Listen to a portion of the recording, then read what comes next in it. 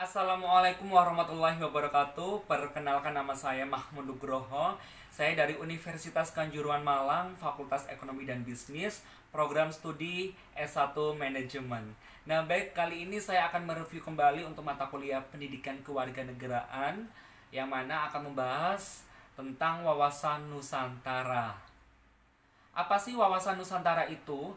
Wawasan Nusantara merupakan cara pandang terhadap bangsa yang mana tujuannya untuk menjaga persatuan dan kesatuan, yang mengutamakan tentang kepentingan nasional tanpa membandingkan kepentingan pribadi, kelompok, atau golongan seperti itu.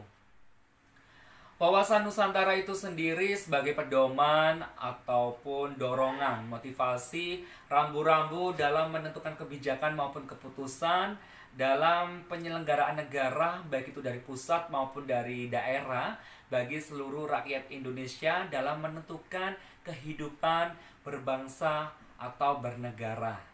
Kemudian apa sih tujuan dari wawasan Nusantara? Yang pertama, tujuan wawasan Nusantara keluar tentunya untuk menjamin kepentingan nasional di era globalisasi yang kian mendunia maupun kehidupan dalam negeri. Nah, kemudian juga turut serta melaksanakan ketertiban dunia berdasarkan kemerdekaan, kemudian perdamaian abadi, keadilan sosial, dan saling menghormati. Kemudian bangsa Indonesia harus terus-menerus ya untuk mengamankan dan menjaga kepentingan nasionalnya dalam kehidupan internasionalnya di semua aspek kehidupan, baik politik, ekonomi, sosial, budaya, maupun pertahanan dan keamanan demi tercapainya suatu tujuan nasional yang tertera di dalam Undang-Undang Dasar 1945.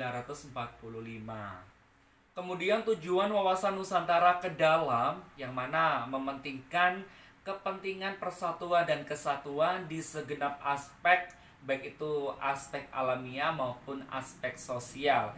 Nah, sebagai seorang rakyat Indonesia atau bangsa Indonesia, ya harus meningkatkan kepekaannya dan berupaya mencegah adanya faktor-faktor yang mana menimbulkan disintegrasi bangsa sedini mungkin, juga terus mengupayakan terjaganya persatuan dan kesatuan dalam kebinekaan atau persatuan Indonesia.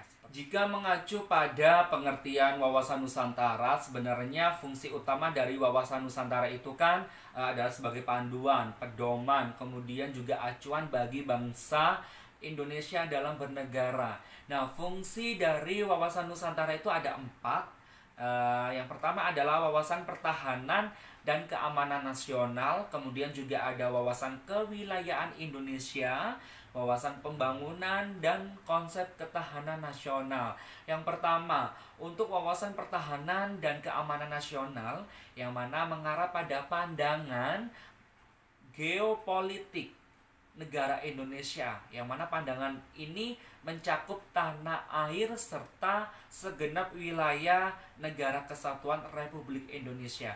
Kemudian yang kedua adalah wawasan kewilayahan Indonesia, yang mana termasuk pemahaman mengenai batas wilayah, kemudian juga batas wilayah ini sebagai pedoman agar terhindar dari potensi sengketa dengan negara lain. Kemudian yang ketiga adanya wawasan pembangunan. Nah, untuk wawasan pembangunan ini dengan berbagai unsur di dalamnya seperti sosial, politik, kesatuan politik, kemudian pertahanan dan keamanan, ekonomi, dan sosial ekonomi. Kemudian yang keempat adalah konsep ketahanan nasional, yang mana fungsi konsep ketahanan nasional ini adalah yang memegang peranan penting ya dalam perencanaan pembangunan, kewilayahan, serta pertahanan keamanan nasional. Kemudian adanya asas wawasan Nusantara, yang mana asas wawasan Nusantara ini merupakan kaidah atau ketentuan wajib dilakukan bagi bangsa Indonesia serta dijaga oleh seluruh elemen masyarakat agar terciptanya perdamaian serta keseimbangan di Indonesia. Ada 6 asas. Yang pertama adanya asas solidaritas, yang mana solidaritas adalah perasaan emosional dan moral yang terbentuk pada hubungan antar individu dan kelompok berdasarkan rasa saling percaya, kemudian kesamaan tujuan dan cita-cita, adanya kesetiakawanan dan rasa sepenanggungan. Kemudian adanya asas kejujuran, yang mana asas kejujuran dalam berpikir serta bertindak ini menjadi sebuah asas wawasan Nusantara yang sangat penting. Berani berpikir dan berani bertindak hanya yang sesuai dengan fakta, kemudian serta kenyataan, dan wajib dilakukan demi tercapainya kemajuan. Selanjutnya yang ketiga adanya asas kesamaan tujuan, yang mana mempunyai tujuan serta kepentingan yang sama. Sebagai contoh di masa kemerdekaan, ya, di masa kemerdekaan saat semua rakyat Indonesia melakukan berjuang bersama-sama mengusir para penjajah. Jadi asas kesamaan tujuan ini mempunyai tujuan yang sama-sama untuk meraih suatu tujuan yang diinginkan oleh suatu bangsa, yaitu bangsa Indonesia tersendiri. Yang keempat adanya asas keadilan, yang mana seluruh elemen masyarakat mempunyai hak yang sama dalam mendapatkan keadilan dan kewajiban, ya. Tujuan serta cita-cita tidak boleh merugikan pihak, ya, tertentu maupun mengutamakan kepentingan kelompok atau golongan sendiri, seperti itu. Kemudian yang kelima adanya asas kerjasama, yang mana asas kerjasama ini dengan adanya kesadaran pada tujuan serta kepentingan yang sama akan menciptakan kerjasama antar elemen masyarakat, ya, yang mana kerjasama ini serta koordinasi tersebut dapat dilaksanakan atas dasar kesetaraan agar terciptanya efektivitas dalam mencapai tujuan bersama. Demikian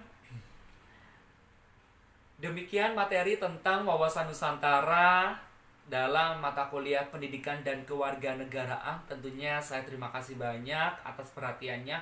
Mohon maaf apabila dalam penyampaian masih banyak kurangnya. Dan akhir kata, wassalamualaikum warahmatullahi wabarakatuh.